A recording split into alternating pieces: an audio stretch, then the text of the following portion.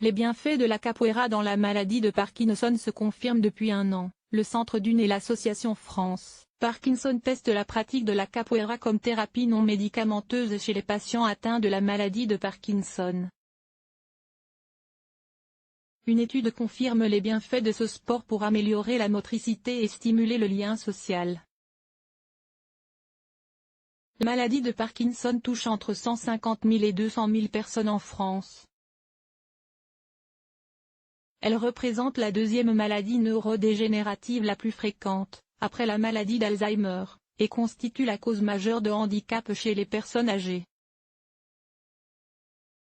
Les personnes atteintes par cette maladie peuvent souffrir de 3 types de symptômes moteurs: l'akinésie, une difficulté dans la coordination des mouvements, l'hypertonie, une rigidité excessive des muscles, ou des tremblements, affectant surtout les mains et les bras. Ils peuvent également être atteints de troubles de l'élocution, qui compliquent les liens sociaux.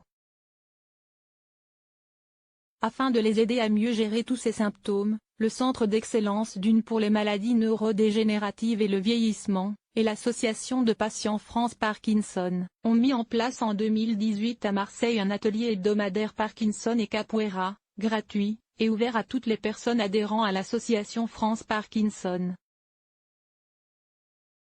Un meilleur équilibre. La capoeira est un art martial africano-brésilien.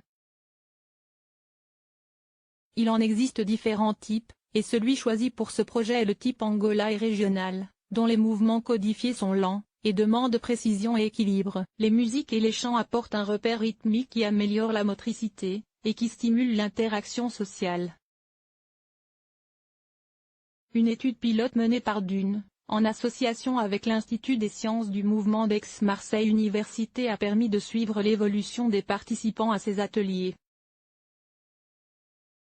Les premiers résultats confirment que la capoeira est un sport particulièrement adapté à la maladie de Parkinson comme thérapie non médicamenteuse, une nette amélioration, de l'ordre de 15%, des scores de fluidité, de vitesse d'exécution et de précision des mouvements pour l'ensemble des participants a été constatée au fur et à mesure des séances. Tous les patients ont témoigné d'un meilleur équilibre,